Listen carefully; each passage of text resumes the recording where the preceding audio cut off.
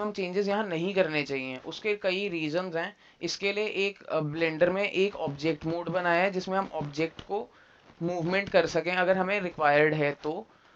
पर हमें एक एडिट मोड भी दिया है, ठीक है। तो इसमें डिफरेंस क्या है इन दोनों के अंदर, अब थोड़ा सा मैं आगे जाते हुए पीछे आऊँगा।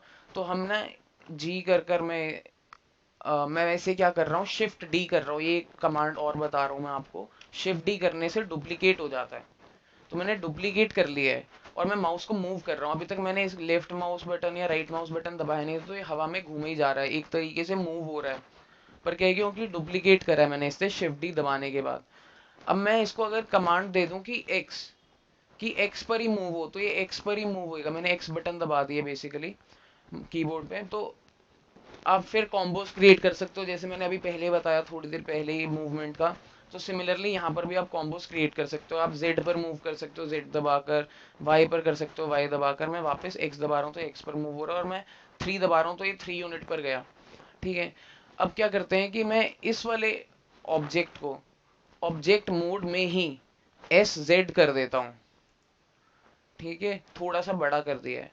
और इस वाले को एडिट मोड में जाकर, क्योंकि अभी सब कुछ सिलेक्टेड है, अगर ध्यान से देखो ये कुछ ऑरेंज सी बॉडी है, अगर मैं एक पर क्लिक कर दूंगा तो ये एक वर्टेक्स सिलेक्ट हो जाएगा। तो एक कमांड है ए इज लाइक ऑल सेलेक्ट, क्योंकि अब एडिट मोड में है वो भी इस ऑब्जेक्ट के। तो अगर ध्यान से देखो यही ऑब्जेक्ट सिलेक्टेड है, तो इसी के ही सब कुछ सिलेक्ट होएगा इस एडिट मोड के अंदर।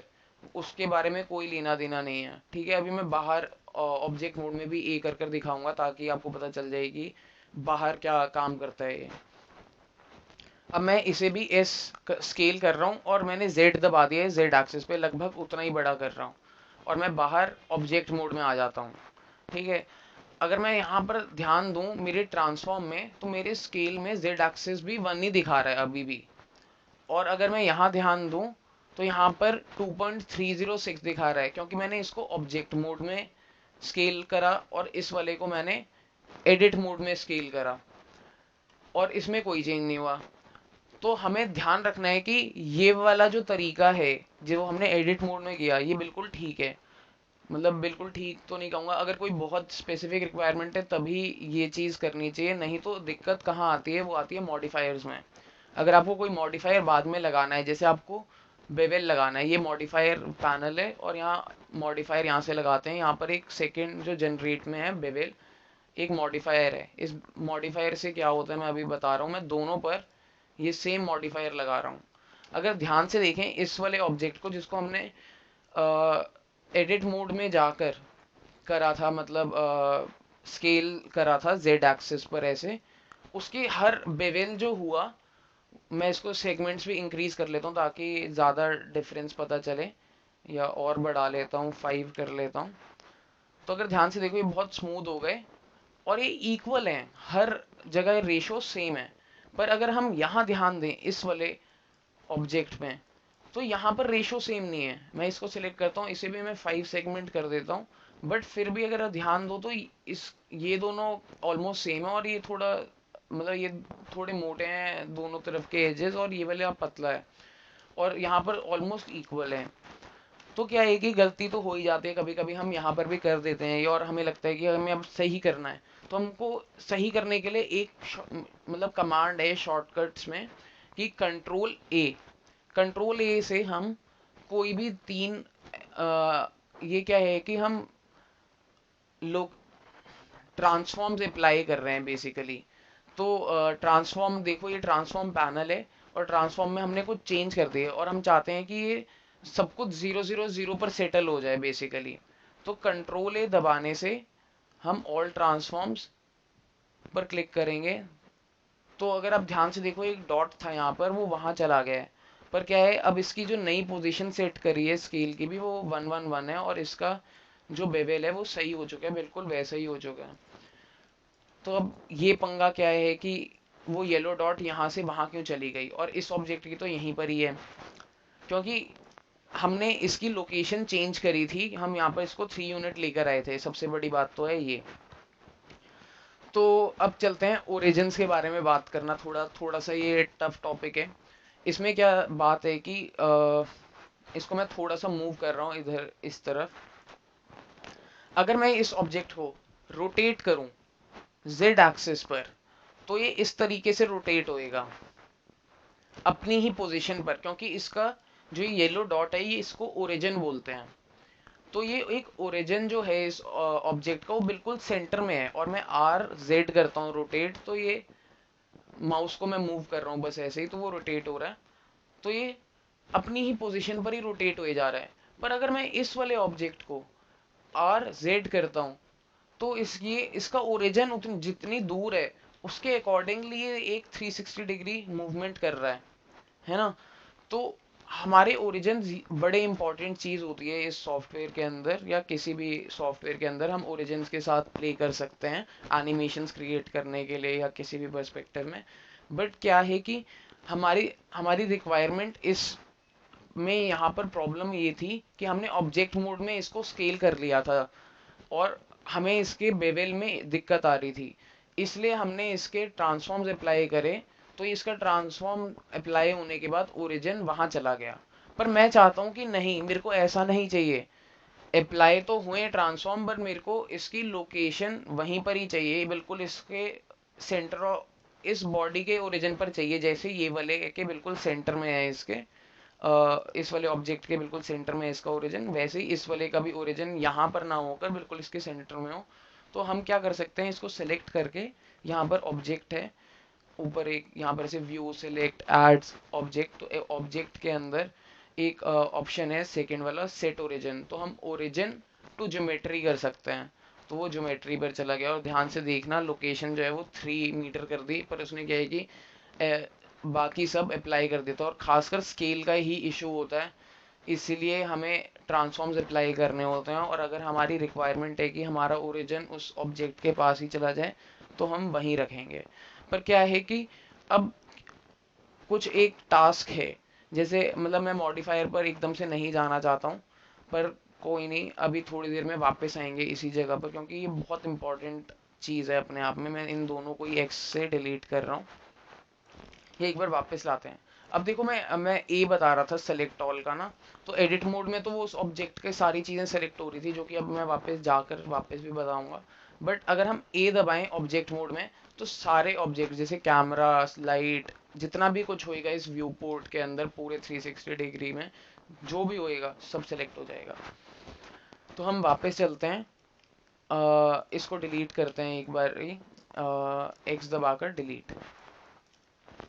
तो क्या है, कभी कभी ना आपसे एक जेड बटन दब जाता है, तो ऐसे से एक ऑप्शन आते हैं solid view, wire frame, rendered और मटेरियल व्यू। तो ये क्या है मैं अभी बताने वाला हूँ आपको, क्योंकि ये बड़ा ज़रूरी है। लोग गलती से दब जाता है और फिर उनको दिक्कत आती है कि उनको पूरा क्यूब नहीं दिख रहा या कुछ।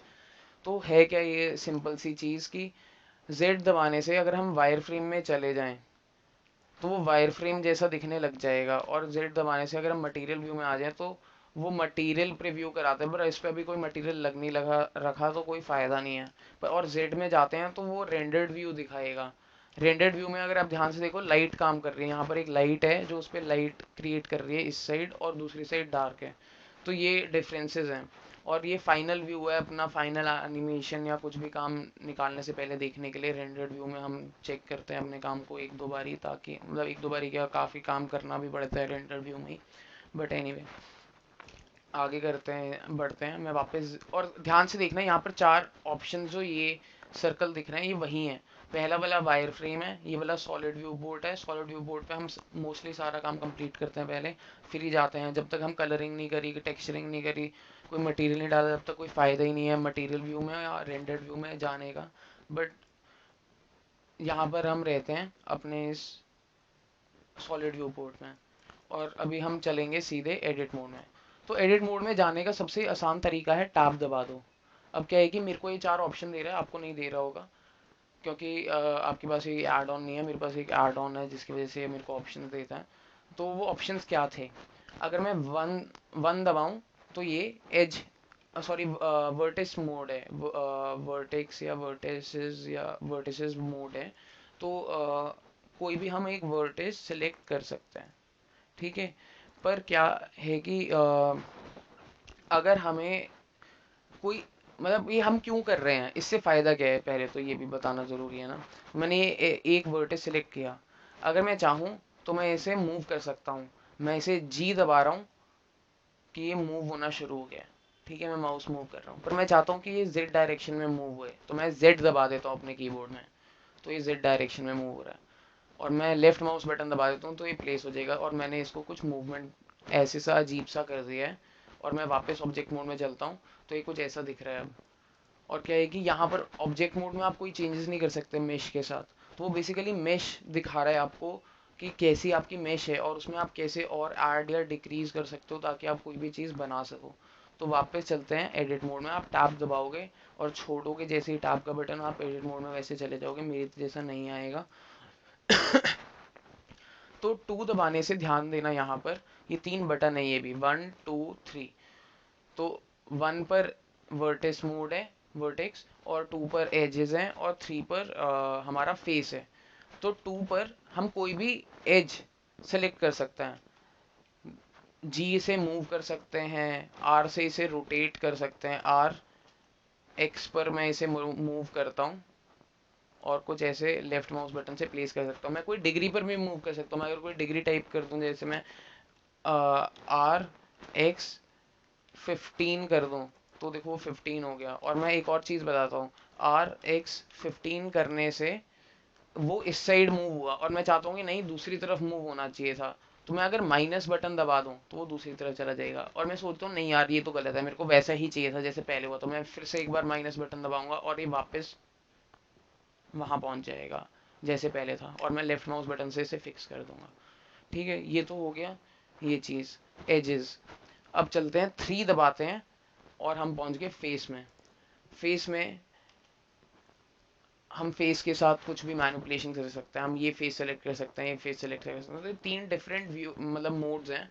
आप 1 दबाओगे तो आप कोई भी वर्टेक्स सेलेक्ट कर सकते हो, 2 दबाने से कोई भी एज सेलेक्ट कर सकते हो, 3 दबाने से कोई भी फेस सेलेक्ट कर सकते हो, तो आपकी कन्वीनियंस के लिए है बेसिकली। तो ये सब हो गया है, अब चलते हैं कि हाँ, ऐसा करते हैं, इसे डिलीट करते हैं एक बारी क्योंकि काफ़ी इसका बर्बादी कर दी है। तो शिफ्ट ए दबाकर हम कोई भी ऑब्जेक्ट ला सकते हैं। मैं वापस एक क्यूब ही लेकर आ रहा हूँ। अब क्या है कि मैं आपको एक चीज़ बताना चाहता हूँ, नमपैड 1 जो है वो हमारा फ्रंट व्यू है, 3 जो है नमपैड वो हमारा साइड व्यू है, और 7 जो है वो टॉप व्यू है। और अगर हमें इनका ऑपोजिट चाहिए, जैसे कि मेरे को 1 दबाने से फ्रंट है, तो मैं कंट्रोल 1 दबाऊंगा तो मैं बैक साइड पर चला जाऊंगा, और कंट्रोल 3 दबाऊंगा तो मैं लेफ्ट की जगह राइट पर होऊंगा, और कंट्रोल 7 दबाऊंगा, नम पैड का 7, तो मैं बॉटम में चला जाऊंगा। और जिन बंदों के कीबोर्ड में नम पैड नहीं है उनके लिए सबसे इजी तरीका है, जो ये एक बटन है, इसका मेरे को नाम नहीं याद रहता, ये बटन आपका एस्केप के नीचे होता है वैसे। तो इस बटन को दबाने से मैं एक बार वापस डब्ल्यू दबाकर मैं अपने सिलेक्शन वाले टूल में जा सकता हूँ, और फिर मैं वो बटन दबाता हूँ। तो अगर ध्यान देना यहाँ पर सब आ रहा है, top view, back view, front, right, left, bottom. मेरे को राइट में जाना है तो मैं राइट दबा दूंगा, लेफ्ट में जाना है तो मैं लेफ्ट दबा दूंगा, टॉप जा सकता हूँ, बॉटम जा सकता हूँ, जो भी मेरा रिक्वायरमेंट है, फ्रंट जा सकता हूँ, जो भी मेरा रिक्वायरमेंट है। ठीक है, तो अब मैं फ्रंट व्यू में हूँ। इसमें क्या है कि अब अभी तक हमने कुछ भी मतलब क्या है कि मैं इसको ना अगर घर बनाना चाहूँ, मतलब मैं एक बेसिक शेप क्रिएट करना चाहूँ जिसमें एक कुछ ऐसे लाइन मतलब ऐसे हट हो, तो क्या है कि मैं ये चीज़ क्रिएट नहीं कर सकता एडिट मोड में भी। मैं पहले इसे कंट्रोल Z कर दूं और फिर मैं अब इसमें W दबाऊं एक बारी, और अब एडिट मोड में जा रहा हूँ मैं, तो ये मैं एडिट मोड में आ गया। तो अभी क्या है कि मैं ना कुछ भी करूँ, इसको भी मूव करूँ, कुछ भी करूँ, मैं वो चीज़ क्रिएट नहीं कर सकता। और मैक्सिमम अगर मैं कुछ करूँ तो मैं इसको स्केल करूँ, और मैं एक्स एक्सिस पे करूँ तो मैं ऐसे ही करता हूँ, ये भी एक तरीके से ट्राइंगुलर सी शेप बनती है, हट जैसी तो नहीं बनती। तो हमें क्या करना है, सबसे इजी तरीका होता है लूप डालना। तो क्या है कि लूप क्या होते हैं, थोड़ा सा ट्रिकी है पर साथ में रहना, समझ जाओगे, कोई दिक्कत नहीं है। कंट्रोल R, ऐसा करो, व्यू पोर्ट में पहले तो अनसेलेक्ट कर दो कि कुछ भी